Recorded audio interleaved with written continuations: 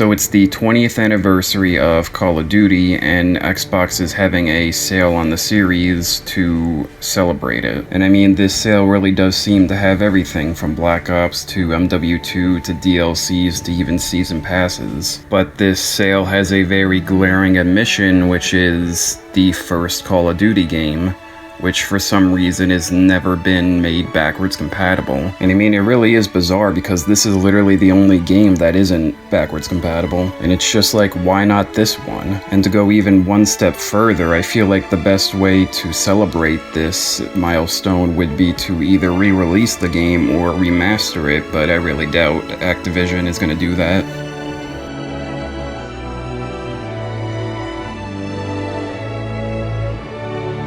It's funny to think about how in the first Dead Rising, how tragic the story of the cult is. Like when you actually realize how many people actually managed to survive the zombie outbreak and you can't save them. Their minds are too far gone and you have no choice but to mow them down, which just leads to more unnecessary deaths on the victim count.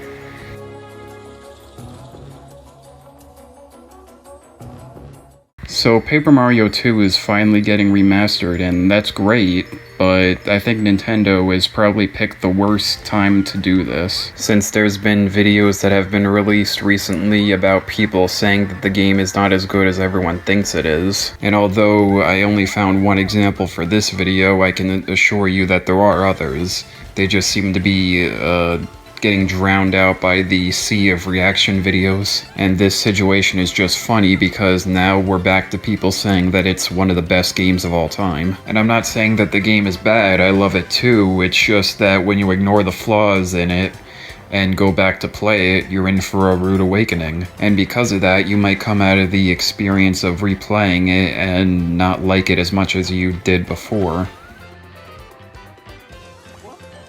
I wonder how many people know about the third-person mode in Call of Duty World at War Zombies, where you're able to play the game mode in third person through a glitch. Or at least it is seeming like a glitch, because this definitely doesn't seem like an intentional Easter egg, since for whatever reason, aiming at zombies doesn't work, and anytime you try to shoot, the bullets just don't hit them. The only way you could really survive is using grenades and your knife, but that only gets you so far, so I guess you can make it into like a super hardcore challenge if you really wanted to. Anyway, how you activate this glitch is it only works in solo, but I believe it works on all maps. Basically, you just go into a game, down yourself, and then at the end of the game over screen, when the screen goes black, just keep hitting the Y button a bunch of times, and there's a possibility that you will spawn in third person. It's too bad this wasn't made into a real game mode. Remember when the Kinect Star Wars game came out and we all thought that it was the worst thing that ever happened to the series? Man, we were so spoiled back then. I mean, genuinely, this one game mode seemed to have more love and care put into its creation than the entire sequel trilogy. I mean, some of the songs are real songs, but rewritten as if they were in Star Wars, and they're actually pretty good, honestly. Like the Empire Today song or the infamous Han Solo song. And like all the dance moves are references to the movies, and well, I mean, just in general, the people singing the songs are really on point, and I'm assuming that they got like professional dancers to do mocap for the dance moves, and they're really good too. I mean, in the end, this is still pretty ridiculous of a game mode, but it's not like it's done out of malice. It's just dumb fun. Why is there a lack of Scooby-Doo games? I mean, I looked it up and the last proper one to come out was all the way back in 2010. I mean, Scooby-Doo is like the perfect pick for a point-and-click adventure mystery game, assuming there isn't any already out there, which, if there isn't, I mean, that is pretty surprising. Or at the very least, they should release another tried-and-true 3D platformer. So recent Sonic games retcon Modern Sonic and Classic Sonic being the same person, instead them being from two different universes, which I mean is pretty dumb, but I mean it is their excuse to make more classic Sonic games, so sure, why not? But basically my question is, if Classic Sonic and Modern Sonic aren't the same person, or I guess Hedgehog, Does that mean we don't know modern Sonic's, like, origins? Like, did he go through the events of the classic games, or did he start somewhere else? I wonder if it'll be brought up in any of the future games.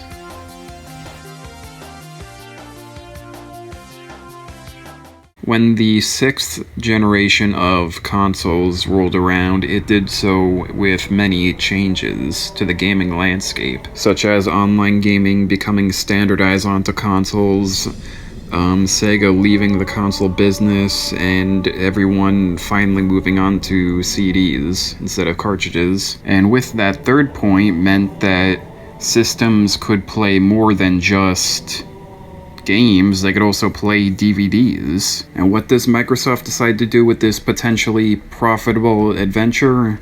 Well, extort the consumer, that's what. When you put a DVD into an Xbox, it doesn't allow the system to play it unless you plug in the Xbox, like, remote, which you had to go out and buy, which is just so dumb. So yeah, Microsoft screwed themselves over, and I wouldn't be surprised if this is one of the reasons that the PS2 outsold them.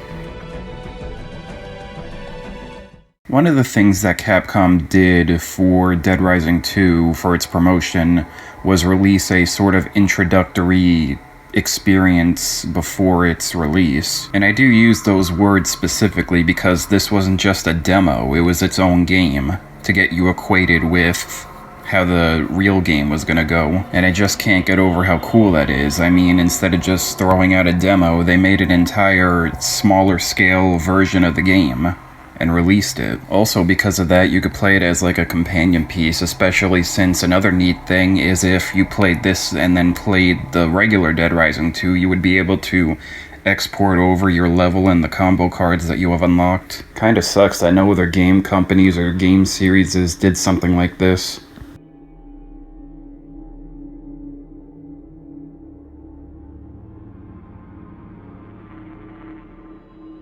So apparently the third best-selling Xbox game of all time is Sneak King. And this is funny for two reasons, because one, this wasn't regularly released, it was given to you if you bought like a $5 value meal at Burger King, which just shows how many people went to Burger King to get this. And two, it's just like, think about this. This joke Burger King game beat out big-name titles like Fable, Grand Theft Autos, Splinter Cell, Star Wars games, and freaking Madden, Call of Duties, and many more.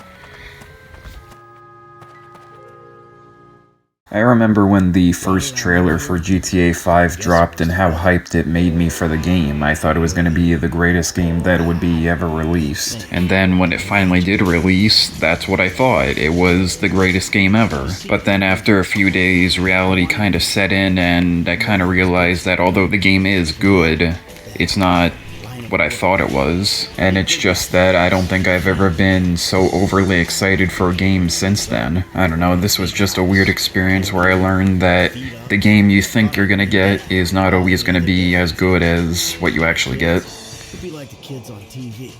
We'd play ball and sit in the sun, but, well, you know how it is.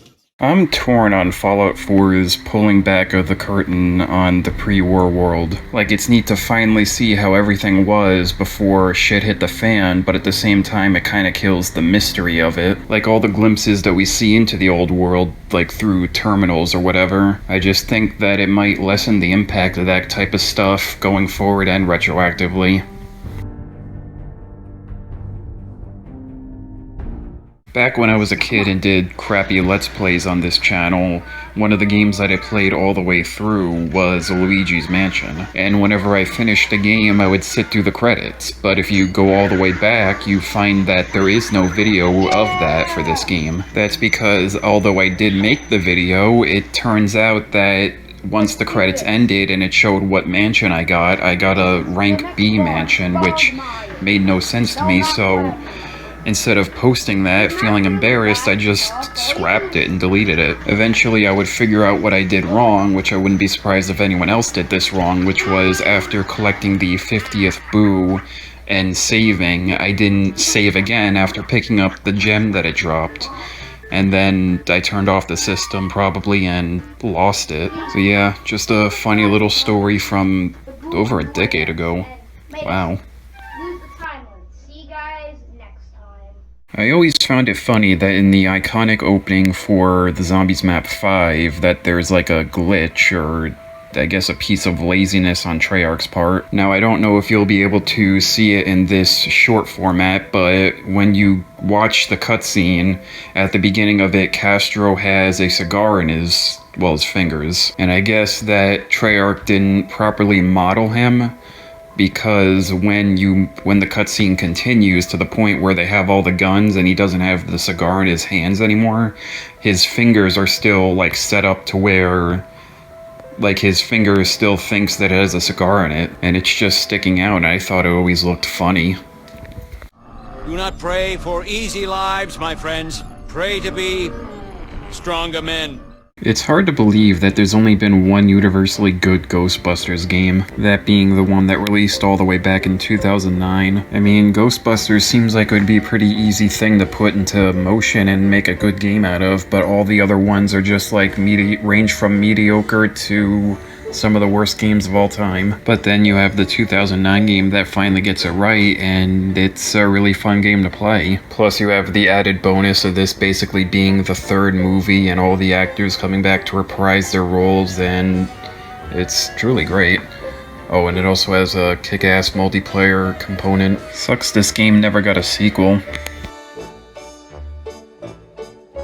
It's funny to think, and also sad at the same time, that the best ways to play GTA 3, GTA Vice City, and GTA San Andreas on consoles in 2023 is not on modern day consoles. Not on the PS5, not on the Series X, not on the Xbox One or PS4, not even on the 360 or the PS3. No, the best way to play them is on the original Xbox versions. I mean, come on, Rockstar, it's been how many years since those versions came out, and the best you came out with for today is the crappy definitive editions, and even that crappy San Andreas remake for the 360. I mean, come on. It's bizarre to think that SpongeBob is so old that the series' first few games came out on the Game Boy Color and the first PlayStation. I guess it also shows how quickly popular the show became, since those games only came out 2 years after its release. So when I played Fallout 4, I came to a issue of losing one of my companions, like to the ether. I sent Codsworth back to Sanctuary, but every time I went back there, he was nowhere to be seen. So I decided to look up if there's some way to figure out exactly where they are, cause there has to be, right? I can't be the only one who has had this issue before. So it turns out there is a way to figure it out in the crafting menus in one of the places where you could build stuff. But get this, it's a part of a DLC. A paid DLC, no less. And it's just like, fork over $5 for something that could have easily have been in the main game, or else you'll never see your partner again. What bullshit. So GTA 4 added the ability to use both a pistol and throwables when doing a drive-by attack, and I never really understood why it only got introduced at that point in the series, since in the older games you could only use SMGs to do drive-bys with. I mean, I can kinda understand the throwables. I mean, they're pretty awkward in GTA 4 to begin with and don't really get properly used until 5. But I mean, why couldn't you just use a pistol?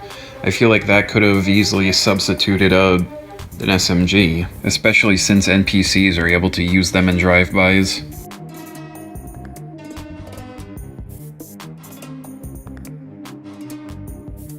When Duke Nukem Forever finally came out, it was lambasted for basically being a mediocre, generic shooter that could have been slapped together within like 1 year. And there is a lot wrong with the game. Like, there's no agency in the plot, there's sections that just drag on for way too long, there's crappy characters, no good set pieces. So when the game eventually got its story DLC, it ended up actually turning out better than the main game. Like, it does fix a lot of problems that I just mentioned, and it is actually kind of fun, to be honest. And I bring this whole situation up because I think this is the only instance to my knowledge where people will say that the DLC is better than the main game, and it's just funny that the side content was better than the main content.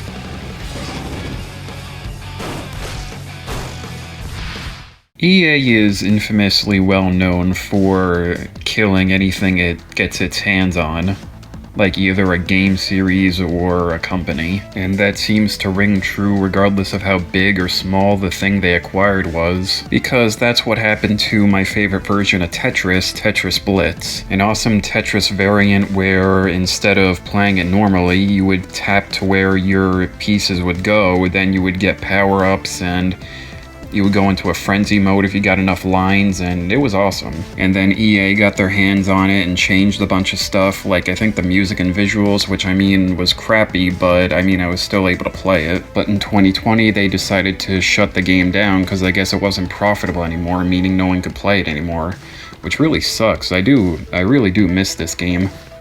So every game series has its cancelled games, and the Sonic series is no exception, with its big name game that was cancelled being Sonic Extreme for the Sega Saturn. And people argue if the game had come out, maybe it would have saved the Saturn, and maybe it wouldn't have.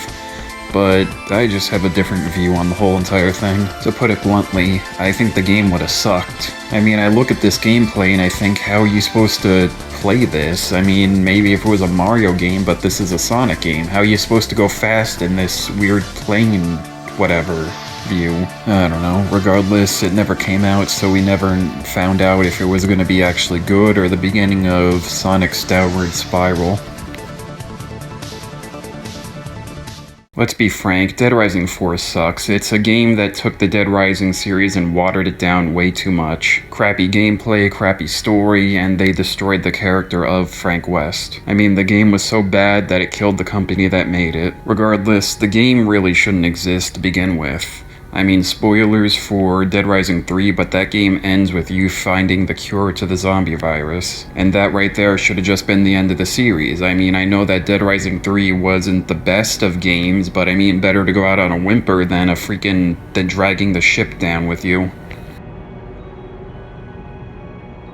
I know this probably isn't a unique opinion, but I do see kind of Doom 64 as the true Doom 3, I guess. I mean, it is a cool follow-up to the first two games in the classic FPS style, so to say something different about it, I guess it feels like Doom 3, like the actual Doom 3 if it was done in this style, or possibly even like a stepping stone towards Doom 3, because this game does lean into more of the horror side of this series by having more demonic-looking demons and much quieter, less action-packed music. Plus the just in general much more mute color palette. The game as a whole just has a much more unsettling tone to it.